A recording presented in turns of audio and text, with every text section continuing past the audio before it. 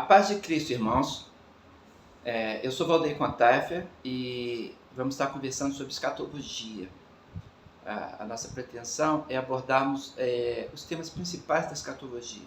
Escatologia é uma palavra bem interessante porque ela tem a significação de doutrina das últimas coisas. É o estudo, a pesquisa daquilo que acontece na consumação da história.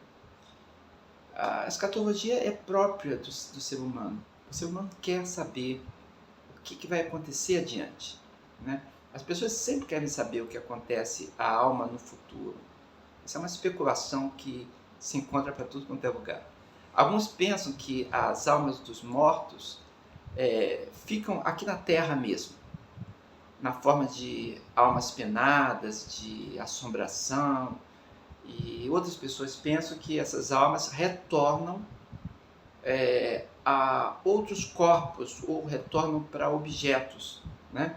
Alguns acham que voltam na forma de seres humanos e outros acham que animais, plantas, coisas, né? Influências e há quem pensa que são na forma de objetos mesmo.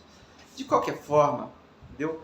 Isso está na humanidade. Também há quem pense que as almas vão para outros planetas ou para outras galáxias depois que morrem, ou mesmo para outros planos misteriosos do universo, né? É muito comum esses pensamentos e conversarmos sobre isso hoje em dia. Na história já houve um pensamento muito recorrente que as almas iriam habitar no submundo, talvez no subterrâneo, né? E algumas pessoas até imaginavam que as cavernas fossem entradas para esse mundo dos mortos, né? A lenda sobre a descida ao Hades, a subida ao paraíso, peregrinações em montanhas místicas, vales tenebrosos, né? Lugares escarpados. Também se fala em chama da eternidade, fonte da juventude, cálice da segunda chance, né? E isso tudo está na humanidade. Há lendas, há histórias, há mitos, né? Tudo isso e coisas assemelhadas, tanto da crendice popular ou mesmo da elaboração das grandes religiões, das religiões mais estruturadas, tudo isso aponta para a escatologia, o estudo e a especulação dos eventos e dos estados futuros. E é isso que nós vamos estudar nesse instante.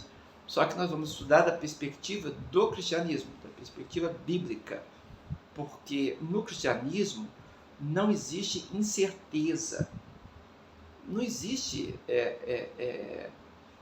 um vácuo quanto ao que vai acontecer, né? A humanidade ela não estará a vagar a respeito de especulações quando nós estamos falando em Bíblia, porque a Bíblia fala a respeito de hoje, de ontem, de amanhã, e fala do estado da alma, do estado intermediário da alma após a morte, fala também do estado final.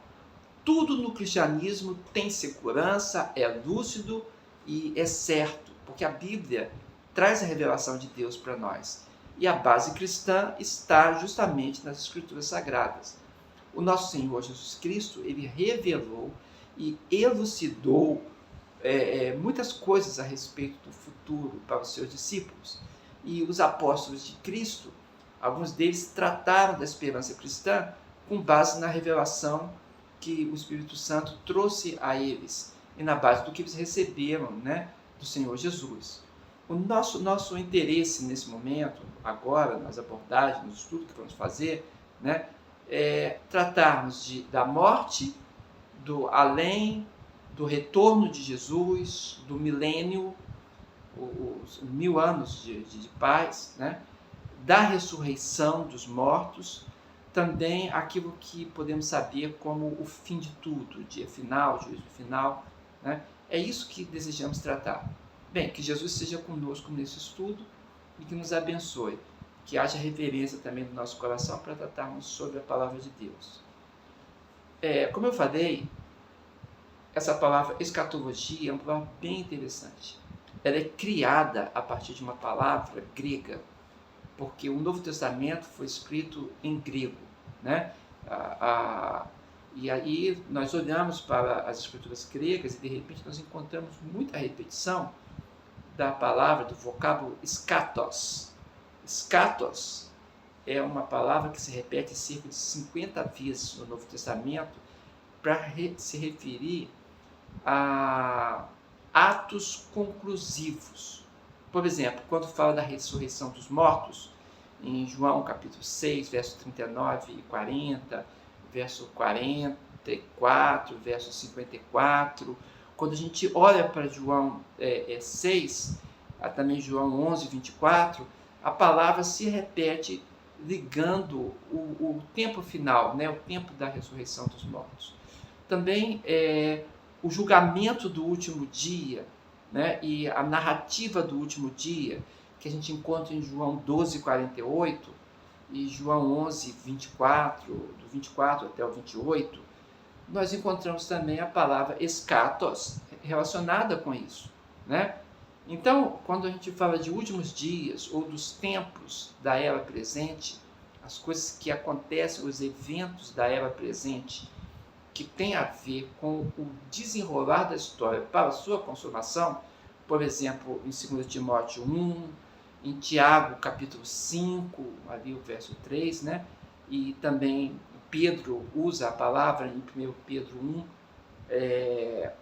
1 Pedro 1, verso 5 e verso 20, né? Nós encontramos escatos, e por isso tiramos dessa palavra a palavra escatologia.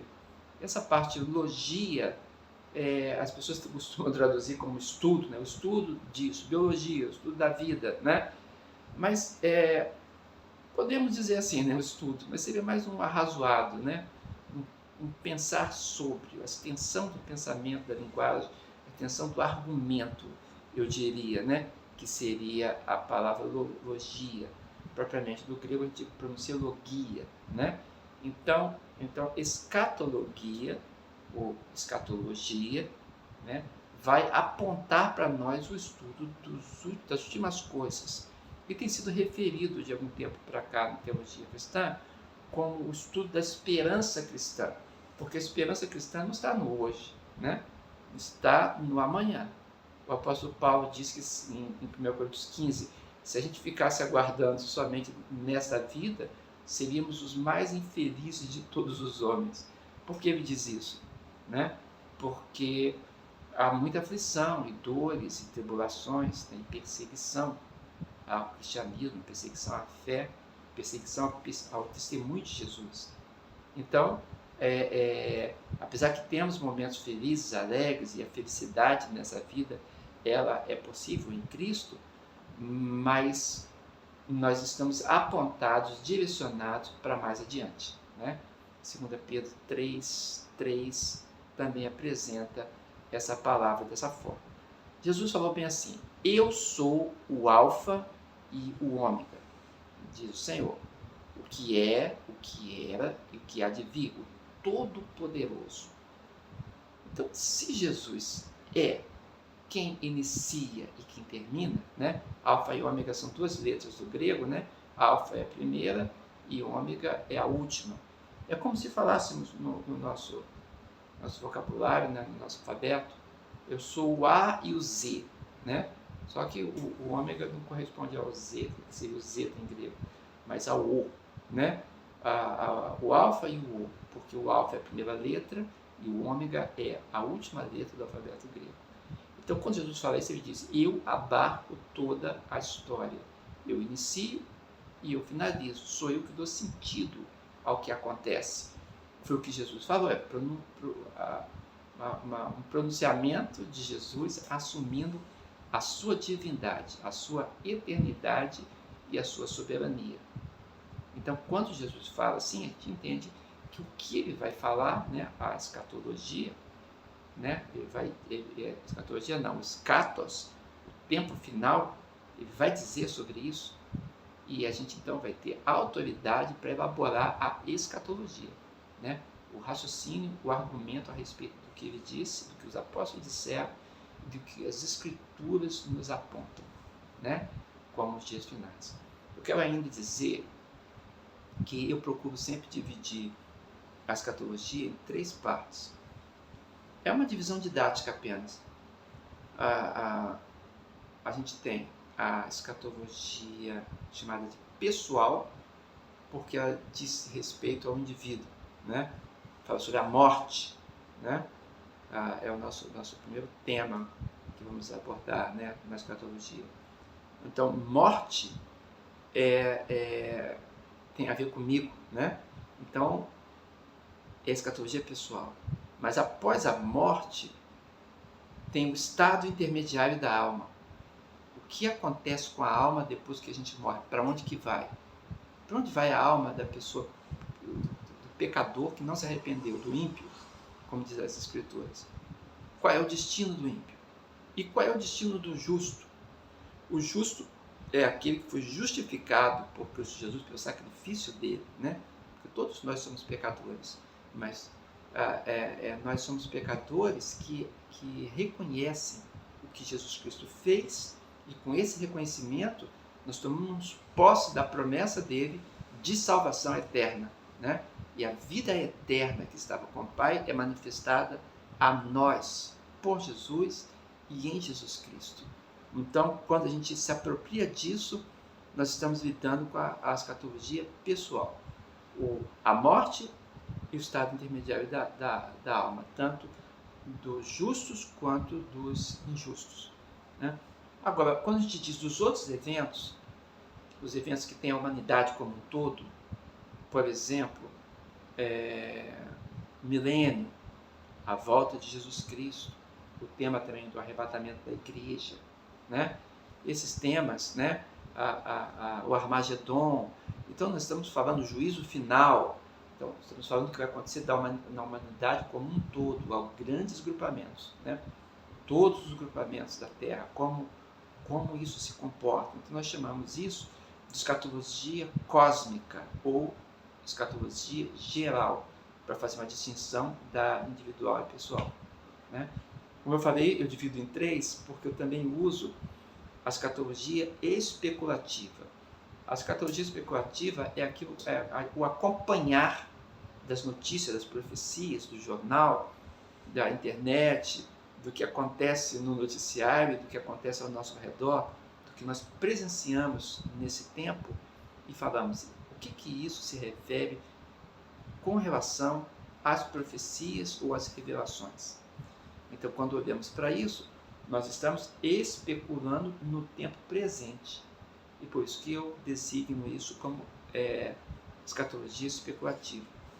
Mas nessa abordagem nossa, nós estamos tratando especificamente da pessoal e geral, ok? Ou cósmica. É isso que nós vamos fazer. Convém dizer também que nós entendemos o estudo das coisas de Deus, da história da salvação, a partir do pressuposto que Deus é o Criador. Então, Ele é o Criador e Ele é o Senhor de todas as coisas. E Deus, então, estabeleceu um princípio, um meio e um fim. Ele tem uma linha histórica para acontecer os eventos na humanidade. Ele determinou os tempos, os dias, as eras, né, que importa somente a Ele, segundo os propósitos que Ele determinou. Então, se nós olharmos para a ação de Deus a partir do princípio e da consumação e do que Ele tem realizado no meio, né, então nós chegamos à conclusão que a interpretação dos catos, do tempo final, a interpretação da escatologia, dos eventos que sucedem, é uma interpretação histórica. E histórica linear. Não são ciclos, né?